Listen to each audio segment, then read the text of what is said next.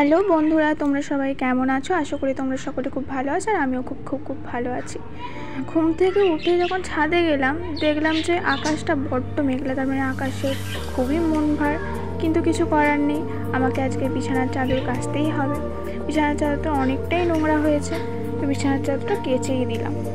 কেচে দিয়ে ভাবলাম যে বৃষ্টি আসবে না তো, কিন্তু দেখি বৃষ্টি আসেনি, ভালো। তারপর চান টান সেরে পুজো দিয়ে তো নিচে এলাম। নিচে এসে ভাবলাম তোমাদের সাথে দোকানের সবটা একটু শেয়ার করি। তো দোকানে চলে গেলাম। দোকানে দেখো, আমাদের ঘরের চারপাশে শুধু মালটালি দেখতে পাবে। পরিষ্কার পরিচ্ছন্ন রাখার চেষ্টা করি, কিন্তু দোকান থাকলে জানোই তো সব সময় ঘরটাও সব আগোছালো থাকবেই, তো কিছু করার নেই।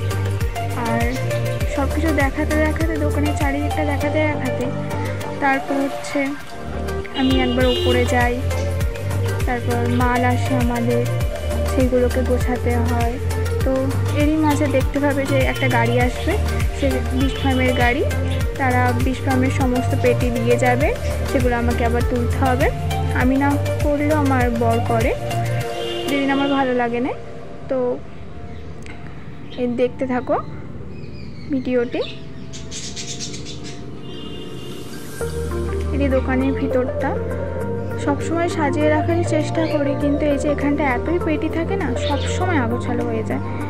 কিন্তু কিছু করার নেই, আগোছালো হবেই, রেগে গেলে হবে না। আমি আগে রেগে যেতাম, কিন্তু কিছু করার নেই, ও আগোছালো হবেই। তারপর দোকানের ভিতরটাই সামনেটা বেশ ভালোই সাজানো থাকে, চেষ্টা করি সাজিয়ে রাখার, কারণ সবাই তো এই সামনেটাই বেশি দেখতে পাবে, তাই না? আর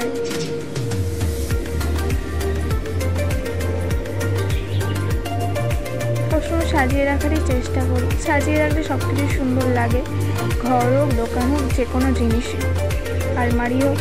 তো এরই মাঝে আমি একবার দেখে এলাম যে শাশুড়ি মা কী রান্না করছে। আমার তো আর টাইম হয় না রান্না করার, তো উনিই করেন। এই যে বিস্কুটটা এলো, বা এই বিস্কুটগুলো আমাকে তুলে রাখতে হবে। আজ আমি তুলিনি, আজ আমার বরই তুলেছে। তো এই দেখো, আবার বিকেলে উঠে দেখি আকাশের খুবই মন ভাবছিল তখন, এখন দেখি সত্যি কেঁদে ফেলেছে। তো বৃষ্টি হচ্ছে, বৃষ্টির ওয়েদার সবারই ভালো লাগে, আমারও খুব ভালো লাগে। তো এখানে আমি আমার ভিডিওটি শেষ করব।